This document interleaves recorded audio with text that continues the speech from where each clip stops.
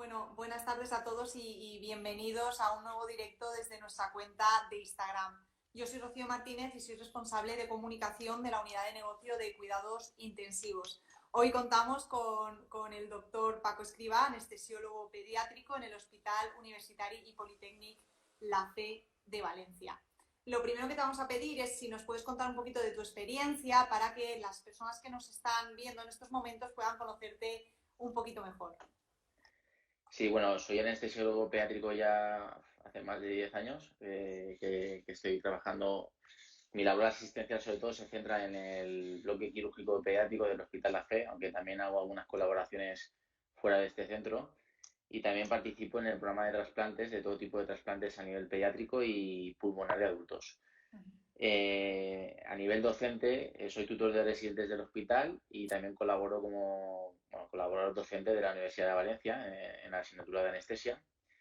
Y luego también participo activamente en algunos grupos de trabajo y comités, como el Comité de Trastorno de Espectro Autista y diferentes grados de diversidad funcional que tratan de adaptar el hospital a estos pacientes. El de Comisión de Trasplante Hepático Pediátrico, el Comité de Oncología Pediátrica, que está muy relacionada con lo que nos atañe hoy en esta entrevista, y bueno, el Comité de Viaria Pediátrico, y también formo parte de la plataforma de voluntariado de Can de la Mano, o Gos de la Mà, como decimos aquí en Valencia, que trata de mejorar la tolerancia al ingreso hospitalario de los niños que están ingresados en el hospital con una estancia relativamente prolongada, a través de la adopción de virtual y semipresencial de mascotas. Ese sería un poco mi carta de presentación y bueno, estoy muy agradecido a que me hayáis convocado a esta entrevista.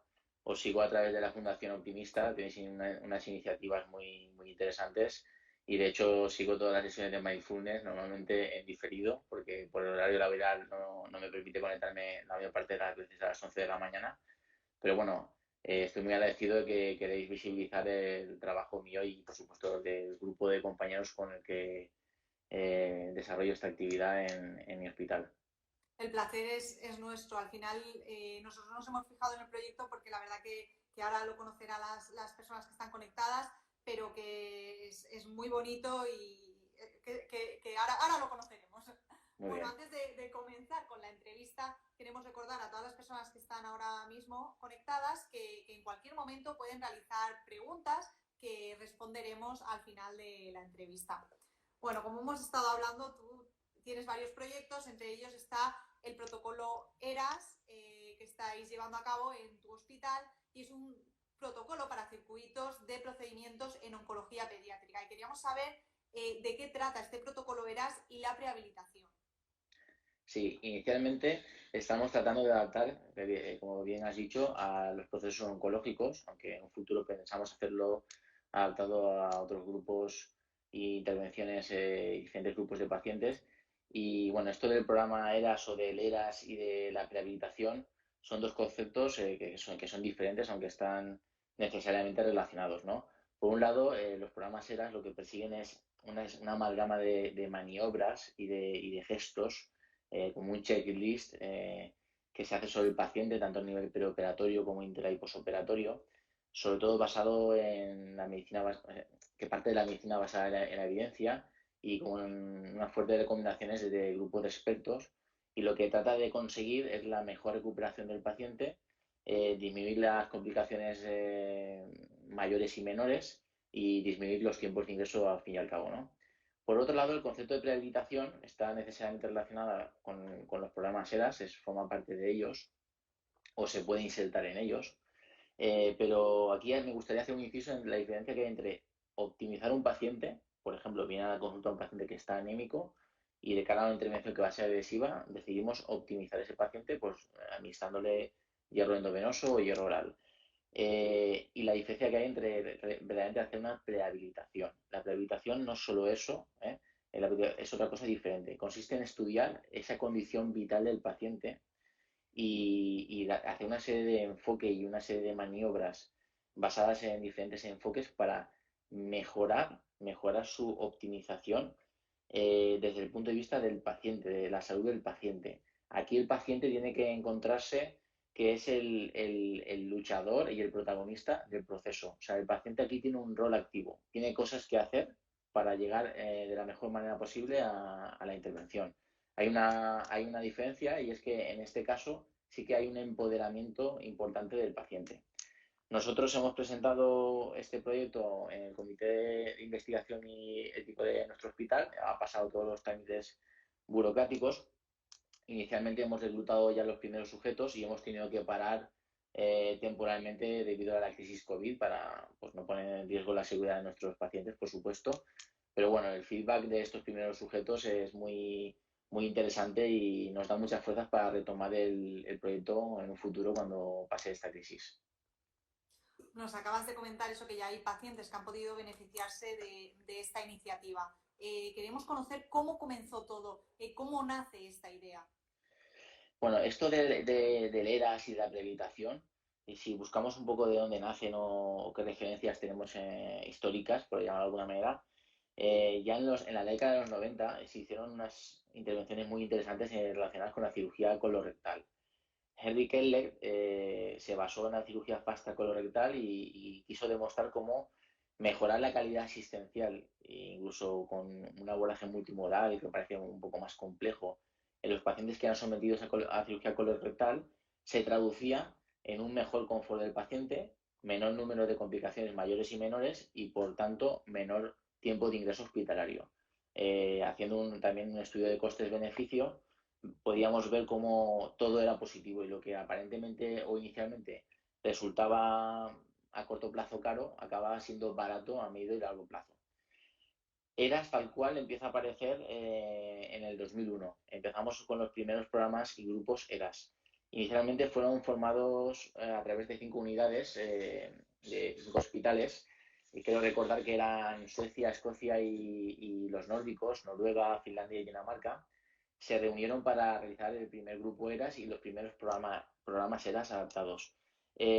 A partir de ahí, en el 2001, fueron adheriéndose diferentes países, diferentes hospitales de diferentes países. Ya es un concepto y unos grupos de trabajo internacional y básicamente se basan en una serie de reuniones que realizan para establecer recomendaciones que parten de la medicina basada en la evidencia y tratar de seguir con una fuerte recomendación este tipo de gestos o de protocolos que se implementan. Por otro lado, el concepto de prehabilitación es un concepto muy interesante, ¿no? Y si vamos a la historia, vemos que aparece por primera vez relacionado con la cirugía ortopédica, ¿no? Yo mismo pues tuve una intervención del ligamento cruzado y realicé una prehabilitación y me pude recuperar de una manera más rápida de toda esta intervención, ¿no? En la cirugía ortopédica vemos este concepto de prehabilitación física y lo hereda el profesor Cali de Monreal y empieza a decir, bueno, pues voy a prehabilitar también desde ese punto de vista a pacientes que son sometidos a entidades quirúrgicas o cirugías mayores, ¿no? Inicialmente, al realizar el trabajo, percibe cómo esto no era suficiente, ¿no? Porque a veces faltaba una adherencia por parte del paciente al programa deportivo o al programa de rehabilitación física, debido a que pues, estaba bajo una situación de ansiedad o de estrés o de depresión por el diagnóstico de la enfermedad. Y en otros casos vio como a veces el gasto calórico que tenían que soportar por los programas físicos adaptados a cada paciente no estaban bien compensados a nivel nutricional. Así que vio que era necesario complementar este enfoque y darle un enfoque trimodal, basado en la nutrición, en la preparación psicológica y mental y emocional de los pacientes y en la propia preparación física. Desde entonces se empieza a ver que verdaderamente sus maniobras son rentables y son muy interesantes desde el punto de vista de la recuperación y del recovery de los pacientes. A nivel nacional, desde 2013, contamos con una unidad de rehabilitación en el Hospital Lozano Blesa de Zaragoza que he podido pues contactar y que he revisado sus trabajos con interés y que me han servido de inspiración, ¿no? En la toma de alguna de las decisiones para hacer esto viable. Nos acabas de comentar que ya hay proyectos adultos, de hecho que en alguno te has inspirado tú. Queríamos saber cuál fue el momento en el que dices, ¿cómo no vamos a aplicar esto también en pediatría? Sí, en el mundo del adulto pues existían ya unas ideas muy interesantes pero como siempre, por desgracia, en pediatría parece que vamos siempre con un cierto desfase. Siempre parece que vamos por detrás en tecnología, en programas y en todos los protocolos. Todo nace un poco de ver cómo verdaderamente en los congresos o en el propio equipo de trabajo tengo unos compañeros con un nivel asistencial excelente y sobre todo tenemos un buen nivel de formación, sobre todo para manejar bien a los pacientes desde el punto de vista del intraoperatorio, ¿no? Aplicamos tecnología de vanguardia, hay expertos en ventilación, pero a veces se nos olvida que nuestro proceso no solo se centra en el intraoperatorio, hay un proceso muy interesante también desde el punto de vista del preoperatorio y del posoperatorio de nuestros pacientes. Es aquí donde, bueno, y siendo tutor de residentes, donde siempre tienes residentes que te hacen preguntas y te obligan a buscar respuestas, no hay una manera de estar actualizado. Fue aquí donde recuerdo una residente rotante externa itana de Cataluña que vino a formarse en anestesiología pediátrica aquí con nosotros en Valencia y que nos dijo, oye, ¿y esto no se podría trabajar también y tal, y en el mundo de la pediatría? Y bueno, nos despertó este interés, hicimos una revisión y vimos como había una serie de protocolos que podrían ser viables y aplicables al paciente pediátrico también, adaptarlos, ¿no? Y buscando siempre el mismo objetivo, que es convertir a nuestros pacientes en héroes, que es verdaderamente lo que son, ¿no? Y conseguir que se sientan importantes, protagonistas, que se sientan como deportistas de élite, ¿no? Con su preparador físico, su nutricionista, su coach personal y que vayan a jugar el partido de su vida en las mejores condiciones posibles. Nos acabas de decir una frase súper bonita que es que vayan a jugar el partido de sus vidas, ¿no? Mm. Para hacerlo en las mejores condiciones, al final se necesita que estos niños sean atendidos en diferentes aspectos y para ello el proyecto lo formáis profesionales de distintas especialidades. ¿Nos podrías contar cuáles son los profesionales que prestan apoyo a estos niños? Sí, este proyecto nace, crece y se va a mantener bajo el amparo del Comité de Oncología y de Tumores Pediátricos que se reúne semanalmente y que revisa a todos los pacientes para estudiar cuál es la mejor estrategia para trabajar con ellos. Y un poco es el punto de partida. Ahí forma parte todo tipo de especialidades que tienen que ver con el proceso, oncólogos pediátricos, anestesiólogos, cirujanos pediátricos, intensivistas pediátricos, reanimadores pediátricos, endocrinólogos, neurocirujanos, traumatólogos, enfermería, fisioterapia, medicina de rehabilitación, radioterapia, medicina nuclear. Seguro que me dejo a alguien, espero que no se ofenda, pero todos ellos son importantes, tanto los que he podido nombrar como los que me haya podido dejar. Y también, por otra parte, existe un pilar muy importante de colaboración con la Universidad de Valencia, a través de la Facultad de Actividades Físicas y Ciencias del Deporte, concretamente pues a través de Esther, que es una excelente persona con una gran calidad humana, que trabaja un poco en la parcela de la rehabilitación física. Y luego también tenemos una colaboración que ya existía ahí, pero que la vamos a optimizar para estos pacientes y que ya estaba ahí dando soporte psicológico a través de la Asociación de España, de Asociación de Padres y Niños con Cáncer de Valencia. Este sería un poco la amalgama de profesionales que tienen que ver en todo esto. Sí, al final es eso, el paciente necesita, aparte de la intervención, necesita unos cuidados y una preparación física, psicológica, estar bien nutrido. Mm. Con respecto a este protocolo, ¿cuál es la preparación que lleva un paciente pediátrico oncológico durante el preoperatorio y qué apoyo recibe en esta fase? Pues por visualizar un poco cómo es todo esto, normalmente el paciente es diagnosticado en la atención primaria o a veces de una manera casual o directamente en el hospital y a partir de ahí es trabajado en la consulta para afiliar bien el diagnóstico por el oncólogo pediátrico, ¿no? El paciente luego es trabajado de una manera multidisciplinar en las reuniones del Comité de Oncología Pediátrico que se reúnen nos reunimos semanalmente y a partir de ahí se toman una serie de decisiones y de estrategias. Inicialmente en nuestro trabajo hay una serie de criterios de inclusión que filtran ciertos pacientes para trabajar y rehabilitarlos. Nuestra idea es demostrar que esta intervención es efectiva y extenderla a todo el grupo de pacientes y de todo tipo de entidades quirúrgicas. De ahí pasaría a la consulta de cirugía y de la consulta de cirugía pasa normalmente a la de anestesia, donde el anestesiólogo hace una consulta tradicional valorando el riesgo preoperatorio que tiene el paciente y si entra en esos criterios de inclusión, pasa a coordinar el programa de rehabilitación. En este programa es importante y en cualquier consulta de preanestesia, dar información a la familia y al paciente. La información tranquilizará a nuestra familia atendida y a nuestro paciente y fomentará la adherencia al programa de prehabilitación.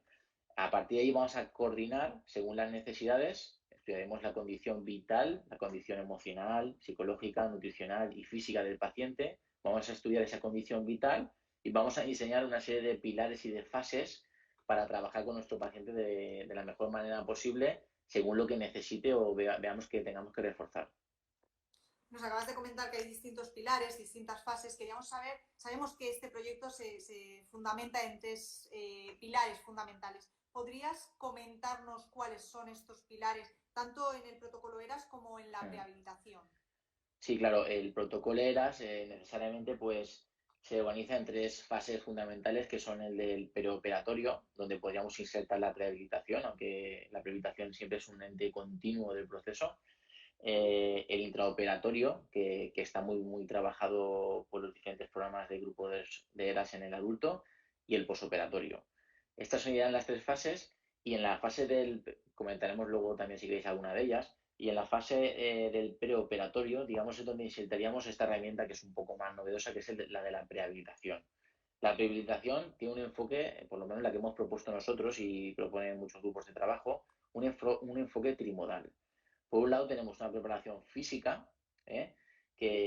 Bueno, en muchas unidades en adultos se demuestran como tan solo con un pasillo y un cronómetro se puede realizar el test de la marcha de los 6 minutos, que consiste en caminar en 6 minutos en la mayor distancia posible, y como esta medida tan sencilla tiene un impacto con un alto grado de evidencia en el posoperatorio de los pacientes. Un grupo en adultos que demostró cómo aquellos pacientes que no eran capaces de caminar más de 393 metros en el test de la marcha de los 6 minutos, estaban abocados a inevitablemente a grandes complicaciones cardiopulmonares en el posoperatorio de grandes cirugías, ¿no? Entonces, estos pacientes necesariamente había que identificarlos, detectarlos y rehabilitarlos y optimizarlos, ¿no? Nosotros hemos confiado con los expertos en ciencias del deporte de la Universidad de Valencia para diseñar este programa de preparación deportiva y bueno, pues ahí está el trabajo divino que realiza Esther rehabilitando a los pacientes. Se basan en una serie de sesiones, 3 sesiones semanales de 60 minutos cada una y un programa total de 8 semanas. Ella realiza una serie de trabajo en el laboratorio de fisiología deportiva y en el gimnasio de la facultad y allí realiza una serie de trabajos deportivos, bueno, pues desde el test de la marcha en los 6 minutos que hemos comentado anteriormente, pero y otros como el test incremental en cinta, diferentes test de fuerza y al fin y al cabo una serie de programas deportivos que consisten en una serie de ejercicios combinados con juegos para que el paciente pueda adherirse mejor a ellos e ir midiendo los objetivos que tratan de medir esa capacidad funcional submáxima de los pacientes, tanto desde el basal y ir viendo cómo mejoran en el transcurso del programa durante estas 8 semanas. Por otro lado, tenemos otro pilar muy importante que es el pilar psicológico, emocional o espiritual, según como quiera llamarle cada uno. Y ahí hay unas iniciativas muy interesantes y creativas en que hemos podido revisar en muchos hospitales, ¿no? Desde el mindfulness adaptado para niños hasta una iniciativa muy interesante de hipnosis clínica que se realiza en el Hospital de Toledo por la doctora Juana Peláez, anestesióloga de ese hospital. Y bueno, es una iniciativa que aquí es muy novedosa, pero que, por ejemplo, en Francia está perfectamente adaptada a los programas de sanidad públicos en el Sistema Nacional de Salud. Nosotros hemos confiado en el soporte psicológico que ya existía en estos pacientes, aparte de los profesionales de psicología de Aspanion. Y bueno, él trabaja con los pacientes para disminuir ese estrés y ansiedad que genera el proceso y tratar de rescatarlos, ¿no? A través de visualizaciones, respiraciones diafragmáticas, tratar algunos problemas desadaptativos y al fin y al cabo involucrar al paciente, convertirlo en el protagonista, convertirlo en luchador, hacerle ver que sí, que él cuenta en este proceso, que hay cosas que puede hacer para llegar en mejores condiciones y sentirse que tenga un rol activo, ¿no? de esta situación. El último pilar, y no por ello menos importante, es el tema de la nutrición. Hay una cosa que me llamó mucho la atención y es que en estos pacientes el torno al 15-20% de los pacientes llegaban a quirófano con desnutrición. Normalmente esta situación del diagnóstico hace que algunos pacientes se abandonen a sí mismos, desgraciadamente, y las propias familias soportan un shock emocional muy importante y una situación de ansiedad y depresión impregna el escenario familiar, ¿no? Eso hace, y la propia enfermedad, hace que los niños estén más inapetentes y que quieran comer menos y pues cosas a lo mejor que les llaman más la atención pero que son de peor calidad, ¿no? Y acaba provocando serios problemas de desnutrición. La desnutrición está inevitablemente relacionada con grandes complicaciones en el posoperatorio inmediato. Luego hay que vigilar este tipo de iniciativas, digo, este tipo de problemas y bueno, hay diferentes screenings que se pueden realizar, hay screenings adaptados del screening más del adulto. Nosotros valoramos pues, pérdidas de peso de en torno al 10% en los últimos 6 meses o del 5% en el último mes, IMCs por debajo del 18 o problemas en el estudio de proteínas totales y albúmina en la analítica, nos hacen sospechar que hay un serio problema de desnutrición y ya lo derivamos a especialistas para que le den una serie de programas adaptados nutricionales y personalizados para optimizarse, ¿no? Todo esto se mide, todas estas intervenciones se tienen que medir, ¿no? Y demostrar que, oye, que lo que estamos haciendo es efectivo y rentable para los pacientes, ya no solo en la recuperación posoperatoria, en menor tiempo de ingreso hospitalario.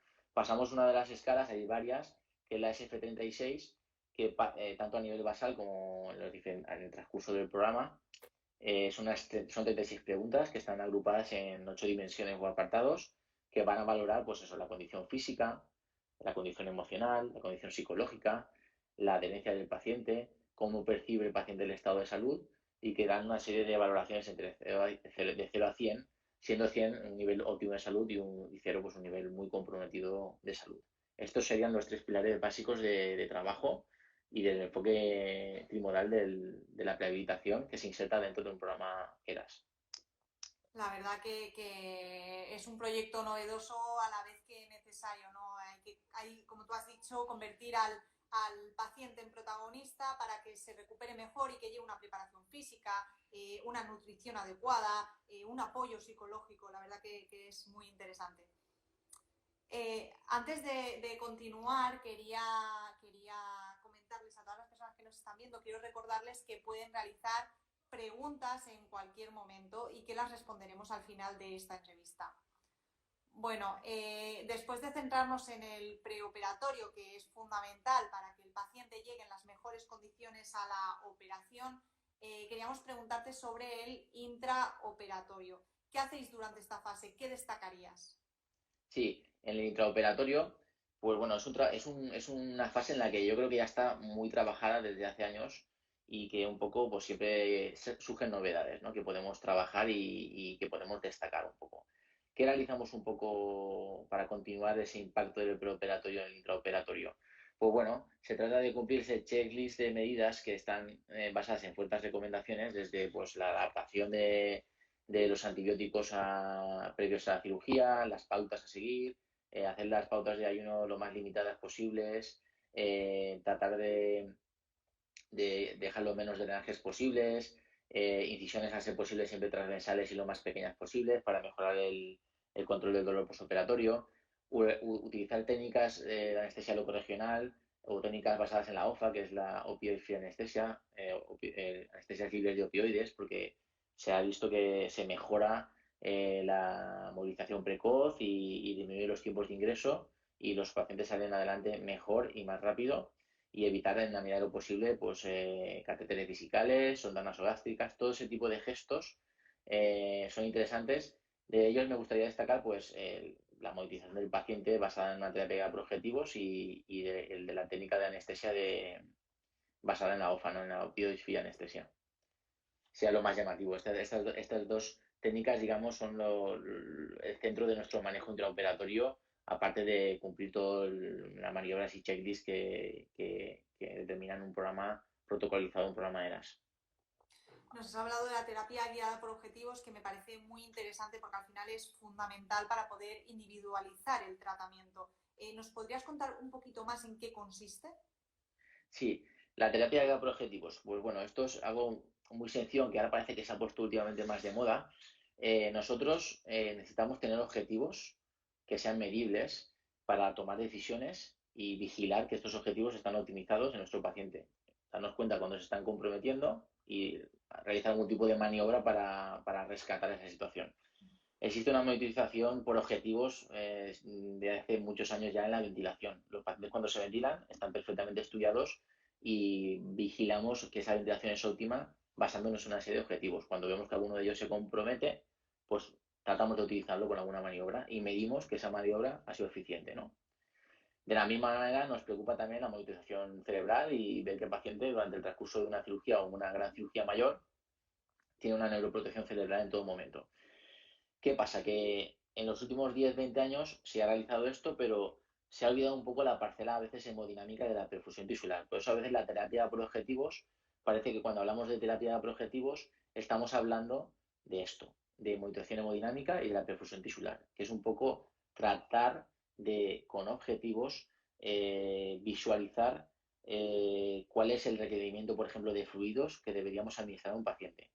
No basta solo con la tensión arterial ni basta solo con observar el débito o el gasto urinario y tratar de compensarlo según una cirugía un poco a ojo o basados en nuestra experiencia, ¿no? Hay que monitorizar una serie de objetivos a nivel hemodinámico, volumen sistólico, eficiencia de ciclo cardíaco, gasto cardíaco, variación de presión de pulso, ¿vale?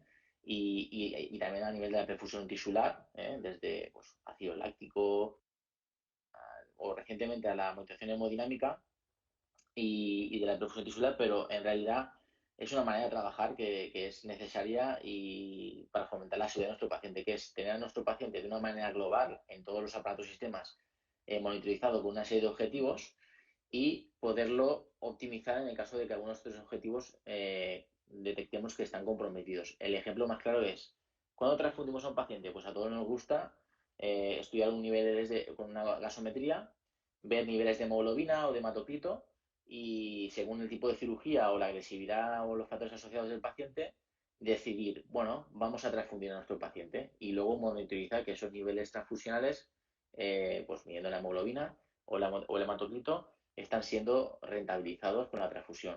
O sea, nos gusta tener referencias y mejorar esas referencias en caso de que sea necesario. Esto es la terapia de por objetivos de la que hablamos. Queríamos preguntarte qué diferencia encuentras entre los parámetros hemodinámicos que se suelen medir en un niño y los de un adulto, si hay diferencias. Es verdad que la mayor parte de los trabajos en hemodinámicos o parámetros hemodinámicos en el adulto se validan y se trabajan y hay muchos estudios, una ingente número de estudios y se han validado siempre antes que en el adulto. Pero bueno, gracias a Dios ya trabajamos en la validación de monitores hemodinámicos adaptados en pediatría para poder por lo menos hacer algo, ¿no? Y poder trabajar en el mundo de la pediatría, que llevamos un desfase de 10, 15, 20 años en los que había monitores de adultos que nos ayudaban a guiar situaciones comprometidas y mejorar situaciones de isquemia que determinan pues, niveles de ácido láctico, por ejemplo, y poder empezar a hablar de monitorización, de terapia por objetivos de una manera completa y total también en el niño. Básicamente todos los parámetros, tras la validación del método PRAM, pues con un trabajo realizado en niños en pediatría, nos permiten realizar este tipo de adaptación para hacer una Goal Direct Therapy, una terapia por objetivos en los niños, ¿no? Sí que es verdad que hay parámetros de otros monitores que todavía no han sido validados y que esperemos que en un futuro, o de otros métodos, que en un futuro muy cercano lo sean para poder disponer de más herramientas. Hay muchos parámetros muy interesantes para poder medir lo que pasa lo que pasa en un paciente, ¿no?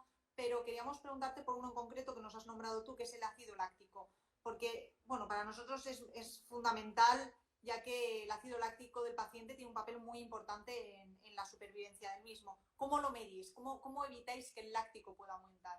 Sí, el láctico se mide normalmente a través de las gasometrías seriadas que vamos pidiendo para controlar el intraoperatorio de un paciente. Es un parámetro bastante final, ¿no? Es un parámetro bastante final y bastante nos está enseñando que hay un problema de isquemia y que se ha roto un poco la balanza entre el aporte de oxígeno al organismo, a todas las células del organismo, y el consumo de oxígeno. Es un parámetro bastante final y lo interesante con la terapia por objetivos es que disponemos de otros parámetros más precoces desde el punto de vista de la mutación hemodinámica, variación de presión de pulso, gasto cardíaco, en eficiencia del ciclo cardíaco para medir que nuestras maniobras están siendo eficientes desde el punto de vista hemodinámico y de la perfusión tisular, como es el del aporte de oxígeno, el gap de CO2, el ratios respiratorias como la de aporte de oxígeno o consumo de CO2. Todo esto lo podemos medir y ver de una manera más precoz para adelantarnos a la subida del láctico y a la situación comprometida de isquemia de nuestro paciente. En este caso, cuando llegamos a estos parámetros y se empiezan a comprometer, tenemos que realizar maniobras y medir que con estos objetivos estas maniobras están siendo eficientes y rentables y estamos mejorando la situación. Si finalmente llegamos a subidas del láctico y a una situación de isquemia, pues todavía nos ayuda a tratar de revertir esa situación y rescatar a nuestro paciente de esa situación, ¿no?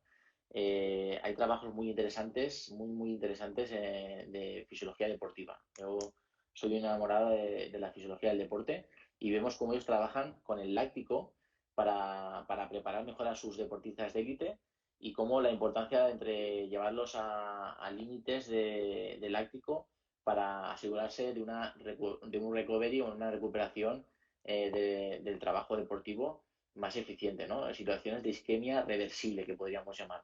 En el quirófano, nuestro paciente también está realizando o está corriendo la maratón de su vida, ¿no? Está soportando un estrés quirúrgico que le obligan a un consumo de oxígeno mucho más elevado que el basal y tenemos que asegurar un aporte de oxígeno y vigilar esos niveles de láctico que no suban, ¿no? Y en el caso de que se comprometan y empiecen a subir, poderlo rescatar y evitar siempre caer en situaciones de irreversibilidad, ¿no? De subidas de láctico ya muy abundantes en las que la situación se vuelve irreversible y empiezan a aparecer complicaciones mayores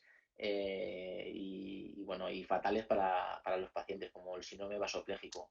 La monitorización por objetivos es una herramienta profiláctica para evitar llegar a estas situaciones. Nos has hablado de algunos parámetros y queríamos si nos podrías contar cuáles son los parámetros hemodinámicos que utilizas en tu práctica habitual.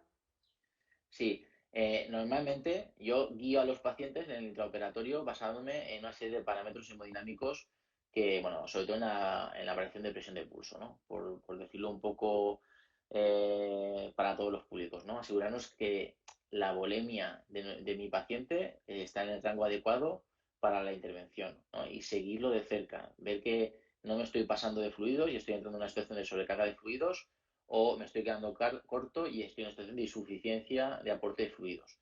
Luego, me gusta valorar pues que el sistema hemodinámico haya asegurado una contractilidad a través de la perdona, a través del gasto cardíaco, del índice cardíaco, indexando con superficie corporal y del delta presión-tiempo, viendo que mi corazón está siendo eficiente bueno, que mejora con esas maniobras y que mantiene una contractilidad correcta. Y luego cuando sí que hay que guiar situaciones de reanimación hemodinámica, porque he entrado en esa situación de hipoperfusión, subida de láctico, isquemia, cuando parece que el paciente se hunde y se viene abajo, pues ahí dices, ¿qué necesito? Fluidos, volumen, necesito vasopresores.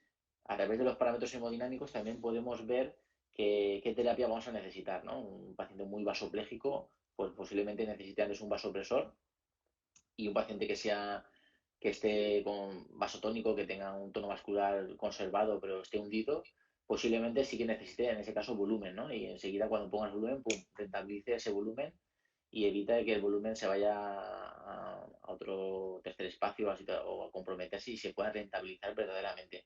Esos serían los parámetros así de una manera global y para todos los públicos que nos gusta vigilar desde el punto de vista hemodinámico para guiar tanto una cirugía estándar de larga duración con mi variación de presión de pulso o guiar una situación de reanimación hemodinámica intraoperatoria, ¿no? Una situación de hipoperfusión y de compromiso y de subida del láctico donde tengo que tratar de rescatar a mi enfermo. La continuidad de estos parámetros hemodinámicos está con los parámetros de perfusión tisular y ahí pues me gusta mucho asegurar que el aporte de oxígeno está siendo el correcto, que el consumo de oxígeno está controlado y no está disparado y luego pues algunos ratios respiratorios interesantes, gas de CO2 y por supuesto el ácido láctico o saturaciones veosamistas en caso de que se puedan medir. La verdad que es muy interesante y al final hay que saber, hay que medir todo y saber cómo está cómo está el paciente y cómo le está sentando el tratamiento, cómo responde a estos fluidos. Hemos estado hablando del apoyo que reciben los pacientes tanto antes de la operación como durante la operación. Queríamos preguntarte qué pasa tras la operación. ¿El paciente continúa recibiendo un apoyo individualizado? ¿Qué profesionales continúan en contacto con estos pacientes? Sí, tras la operación, el paciente normalmente se dirige a la unidad de críticos pediátricos. Es una unidad que en nuestro hospital, en el Hospital La Fe, está formado por un equipo mixto de anestesiólogos pediátricos y intensivistas pediátricos que colaboran juntos, que se llevan fenomenal, que aprenden mucho los unos de los otros y creo que es lo mejor que le podría pasar al paciente porque van a brindar seguro una asistencia excelente en ese posoperatorio más inmediato. Una vez el paciente se recupera y pasa el filtro de ese cuidado inmediato en los críticos pediátricos con esa vigilancia intensiva, el paciente pasa a planta. La planta hospitalaria es una planta verdaderamente diseñada en pro de los pacientes. Y ahí ya va a tener un contacto más cercano con su oncólogo pediátrico, que es el médico que lo lleva de la mano, y el cirujano pediátrico, van a asegurarse de ese posoperatorio de medio y largo plazo que está siguiendo una evolución conveniente y por supuesto también por parte de la unidad de dolor agudo posoperatoria pediátrica que revisa que ese confort del paciente, que esas medidas que hemos implementado, esas técnicas locoregionales están funcionando bien, están bajo supervisión y tratar de compensarlas en caso de que no sea así, con algún tipo de medida alternativa. Ese sería un poco el posoperatorio de nuestros pacientes.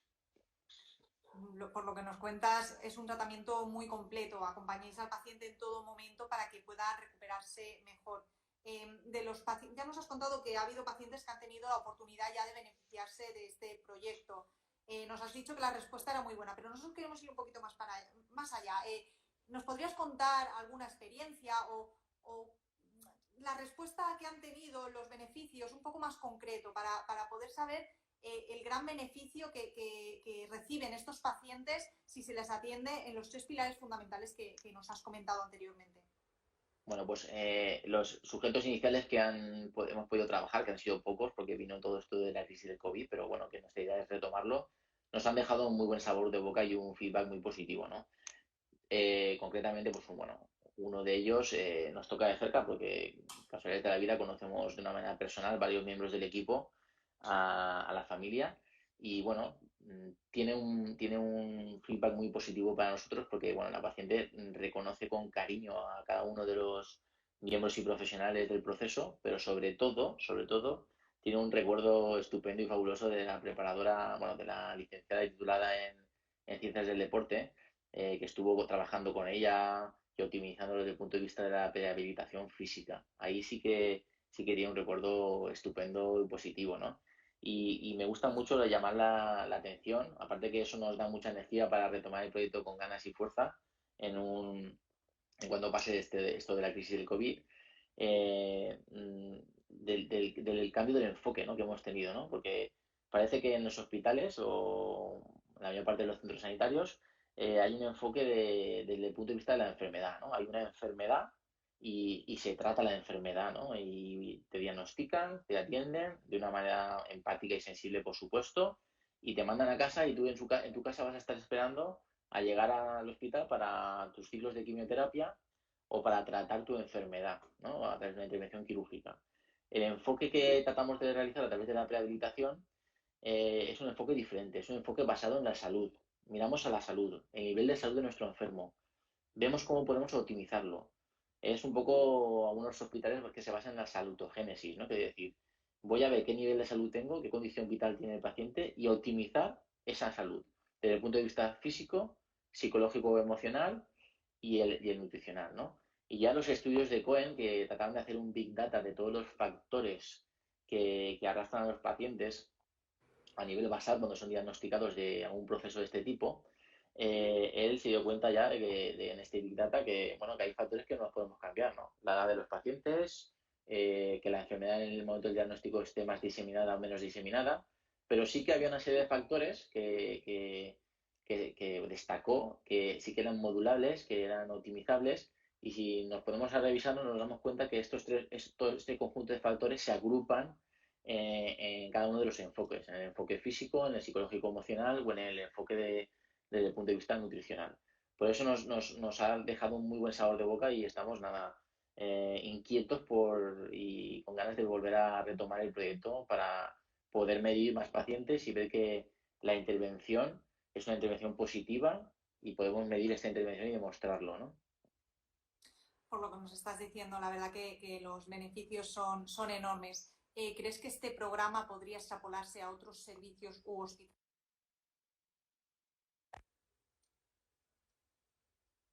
Ahora te pierdo un poco, a ver. Vale, te vuelvo a repetir Ahora sí, la sí, pregunta. Te vale. estaba comentando eso de que, bueno, a ver, los beneficios son enormes. Entonces, si este protocolo se podría extrapolar a otros hospitales y a otros servicios para que también pudieran otros pacientes beneficiarse de esto. Sí, por supuesto. Yo creo que todos los hospitales, sean secundarios, terciarios, con mayor o menor nivel de complejidad, pueden adaptar unidades de rehabilitación. Se me ocurre, por ejemplo, para prótesis de rodilla, ya conozco que hay trabajos al respecto que tratan de optimizar, a veces coordinados por internistas, a los pacientes para mejorar su recuperación y evitar un posoperatorio tórpido y con complicaciones, ¿no? Todos los hospitales tienen una serie de recursos materiales y humanos que deben de conocer, ¿vale? Y que a veces sí son un hándicap y un obstáculo para el arranque de estos proyectos, ¿no? Pero bueno, mi iniciativa sería siempre que un poco que traten de sobreponerse a todo esto, ¿no?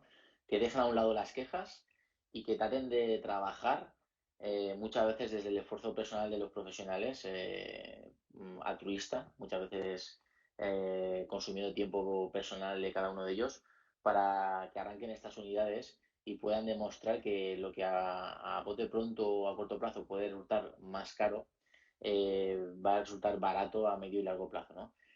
Nuestro hospital concretamente, además, es CESUR, es una unidad CESUR, que es centros, servicios unidades de referencia para cirugías oncológicas pediátricas, y ello hace que para nosotros esto tenga que ser mandatorio, no lo tenemos que exigir, tenemos que tener una unidad de prehabilitación y nuestros pacientes se lo merecen, no podemos ponerlo en duda. Y si ha habido que poner esfuerzo personal para arrancarla, pues le hemos puesto y estamos muy contentos en este arranque. Es cierto que la implementación, así a nivel general de unidades de rehabilitación, se recomienda que esté formada por profesionales entre 4 a 8 miembros y que parte de ellos pues, sean pues, cirujanos, anestesiólogos, administrativos y enfermería, ¿no? Un poco sería el punto de partida. ¿Qué pasa? Que tanto el problema de limitación de recursos humanos y materiales que hay en algunos hospitales como la dificultad a veces de medir los indicadores y poder cuantificar estos indicadores para demostrar con números que la intervención es rentable, posible, viable y eficiente, hace que el complejo, o sea, que el manejo de estos indicadores sea muy complejo y requiera mucho tiempo y trabajo. Sí que es verdad que el arranque siempre es difícil y que además estamos ante pacientes que tienen una gran variabilidad interpersonal, ¿no? Cada paciente necesita un programa adaptado. No a un paciente le doy una hoja de ejercicios y esa hoja de ejercicios sirve para todos los pacientes. Eso consume y requiere tiempo y es uno de los motivos por los cuales nosotros nos hemos apoyado con la Universidad de Valencia o con Aspanium para poder configurarlo y trabajarlo. Pero bueno, la idea debería de ser de que luego se mantenga con una serie de profesionales permanentes que soporten esa unidad de rehabilitación destinada a optimizar pacientes sometidos a grandes intervenciones. Eso sería un poco los obstáculos, mi sugerencia y mi apoyo a aquel que se lo esté pensando, ¿no? Todo es adaptable a diferentes grupos de edad y a diferentes entidades. Pues a O ver si sea, hay más profesionales que se animan a poner en mm, marcha protocolos como estos. Bueno, muchas gracias. Vamos a dar paso ya a las preguntas de la audiencia. muy bien. Nos dice por aquí Sonia Brío, del Hospital Sant Pau de Barcelona. Primero te dice que Sí, felicidades por la iniciativa y luego te pregunta, ¿los pacientes visitan las unidades de cuidados intensivos antes de la cirugía? es una herramienta muy interesante, la herramienta de la anticipación y la simulación. Lo digo por lo siguiente. No hemos tenido todavía muchos pacientes, pero es una herramienta que hemos tenido en cuenta para implementar. De hecho, la paciente en concreto que he comentado realizó esta maniobra, ¿no?, de anticipación y simulación. Pacientes ya sabéis que he comentado antes que forman también de otros grupos de trabajo, de comité de trastorno de espectro autista o diversidad funcional, varios grados de diversidad funcional, vemos cómo la anticipación y la simulación es fundamental para que trabajar con nuestros pacientes el día de quirófano o el día de la intervención. Es una herramienta, por supuesto, extrapolable a todo tipo de paciente pediátrico, incluso del mundo del adulto, ¿no? Que visiten un poco las unidades, que tengan información acerca del proceso y de las unidades donde van a ir permaneciendo y cómo van a ser, ¿no? Yo, incluso cuando hago preanestesias o preoperatorios para pacientes de cirugía mayor, de cirugía menor ambulatoria, ¿no? Yo siempre, cuando veo a los padres siempre un poco nerviosos porque van a intervenir a su hijo, le digo, bueno, te voy a contar cómo va a ser ese día para ti. Entonces, les cuento, te levantarás, desayunarás a tal hora, luego irás al hospital, tal. Y luego les invito a poder recorrer el hospital, a poder recorrer incluso algunas instalaciones llamativas para los niños en el hospital, para que vean que es un hospital bonito, que es un hospital que les quiere, como es el parque que tenemos diseñado en la segunda planta por los de jugoterapia, y que vean cómo ese conocimiento, esa información va a disminuir los grados de ansiedad y estrés. De hecho, una de las iniciativas que quería implementar uno de los profesionales del programa es las gafas de realidad virtual, ¿no? Que es poner gafas de realidad virtual, ya que a veces no disponemos de los recursos humanos, a lo mejor para poder acompañar a todos los pacientes por el hospital y enseñarles las unidades, usar gafas de realidad virtual, grabar el proceso en las gafas de realidad virtual y que el paciente, a través de las gafas de realidad virtual, visualice cómo va a ser ese día para él, ¿no? Y bueno, nos han enseñado mucho profesionales a tomar sugerencias e ideas desde el punto de vista de las asociaciones de padres, ¿no? De qué cosas a lo mejor les molestan más o les generan más estrés. Así que me parece una iniciativa fundamental también y interesante para implementar, ¿no? El de disminuir la ansiedad y el estrés a través de la anticipación y la simulación o de las gafas de realidad virtual, ¿no? Donde esté determinado el proceso al que se va a someter el paciente. Por aquí otra pregunta nos dicen, ¿habéis elaborado algún algoritmo de trabajo en la fluidoterapia? Básicamente, el algoritmo de trabajo es un algoritmo bastante estándar. O sea, no tenemos un algoritmo de trabajo diferente para diferentes entidades quirúrgicas. Básicamente, el algoritmo de trabajo, en mi opinión, y hay compañeros que trabajan de otra manera, se basa en asegurar una correcta variación de presión de pulso, que es una manera de asegurar que mi volumen sistólico, la sangre que voy a, a irrigar a mi cuerpo y a mi organismo, no esté comprometido. Y por otro lado, guiar terapias de reanimación hemodinámica a través de la variación de presión de pulso. Evidentemente, con esos conceptos podemos editar los algoritmos, ¿no? Cuando está disminuida la variación de presión de pulso, tenemos que ver si necesitamos un aporte de fluidos o es por otro motivo, y viceversa cuando no está comprometida y podemos estar entrando en una sobrecarga de fluidos. A partir de ahí sale la amalgama de algoritmos. Hay compañeros que trabajan con monitores hemodinámicos, hay dos compañeros que trabajan con la ecocardiografía. A mí personalmente me gusta trabajar con monitores hemodinámicos de una manera continua, vigilando al paciente de una manera continua, y ante sospecha de situaciones inadvertidas o que necesitan un poco más de diagnóstico, por ejemplo, pues un tamponamiento cardíaco, Dios no lo quiera, pues realizamos una ecocardio para diagnosticar ese problema.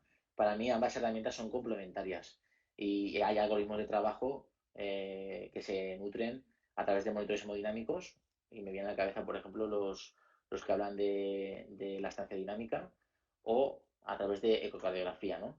Y me vienen a la cabeza los que hablan de el acople ventricular arterial, ¿no? Y ambos conceptos al final están unidos, en realidad. Están en una manera de manejar al paciente y decidir si en una situación de hipoperfusión, como hemos comentado anteriormente, lo que voy a necesitar es un vasopresor o van a ser líquidos. Lo que está claro es que no todos los pacientes necesitan lo mismo y que la situación intraoperatoria es una situación dinámica.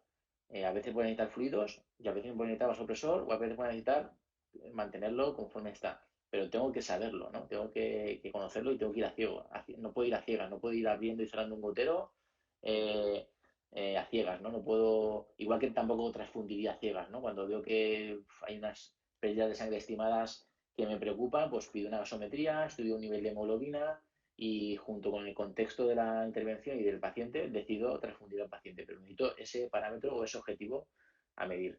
Así que los algoritmos de trabajo, bueno, hay miles, se basan en diferentes parámetros hemodinámicos y en mi opinión me baso mucho en la variación de presión de pulso para guiar a los pacientes en una situación estándar y en la elastasia dinámica para guiar situaciones de reanimación hemodinámica, de hipoperfusión. Luego vigilo que mis maniobras que he decidido implementar al advertirme estos parámetros a un compromiso están siendo eficientes a través de la eficiencia del ciclo cardíaco, viendo que mejoro el índice cardíaco y vengo que congruentemente la hemodinámica de mi paciente suma y va mejor.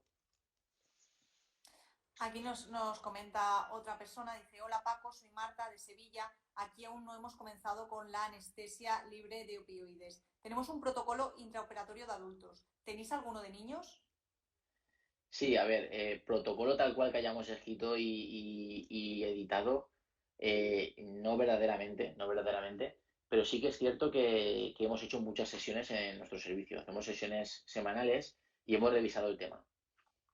Además, recientemente fue la reunión de la Greco, ¿no? Y actualizamos el tema. Y tampoco por ser conspiranoico ni meternos en temas que son diferentes a la entrevista que nos atañe hoy en día, me interesa mucho el tema de lo corregional y de la anestesia libre de opioides, porque bueno, ya está demostrado, tanto en los adultos como en los niños, que vamos a disminuir las complicaciones respiratorias en el postoperatorio inmediato, extubaciones más precoces, movilizaciones más precoces, vamos a disminuir el tiempo de ingreso hospitalario si confiamos en algo corregional o en técnicas libres en la medida de lo posible de opioides.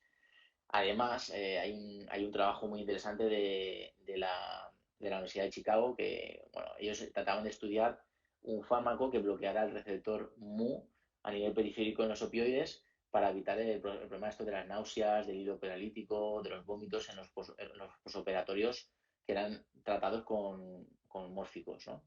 Al realizar este trabajo, ellos con la metilnatresona trataban de mantener el efecto central de los mórficos para conservar un poco pues, el perfil de analgesia y tener controlado el dolor, pero revertían a nivel periférico el problema de las náuseas y los vómitos y problemas intestinales de lío paralítico que a veces provocan posoperatorios torpidos. De repente, cuando analizaron el grupo de casos y controles, se dieron cuenta como además estaba mejorando la supervivencia y también estaba mejorando la, la progresión, había un enlentecimiento en la progresión de la enfermedad respecto al grupo que había tomado metilnatresona y los que no. Es un tema también muy sensible y hay que ser muy prudente con estas afirmaciones y estamos pendientes de realizar más estudios y trabajos serios para poder sacar unas conclusiones, pero sí que es verdad que parece que hay una relación evidente entre el receptor muy periférico y posiblemente la progresión de la enfermedad. Entonces, evitar el tratamiento con ingentes cantidades de mórficos es importante. En intraoperatorio, por disminuir las complicaciones mayores inmediatas, las respiratorias me vienen a la cabeza, porque vas a controlar el dolor de una manera ideal, vas a evitar que el paciente tenga un nivel de sedación muy alto, que a veces provocan los mórficos, y también porque posiblemente tenga también implicaciones en el posoperatorio a medio y largo plazo con el tema de la progresión de la enfermedad, como os he comentado con este estudio y con las indicaciones del receptor muy periférico, ¿no? Sobre el que actúan los opioides. Aquí tenemos otra pregunta que dice, el plan le da valor a la preparación física y nutricional del paciente, pero se trata de anestesias muy complejas y de larga duración. ¿Cuál sería tu recomendación durante el intraoperatorio? ¿En qué debería fijarse un anestesista?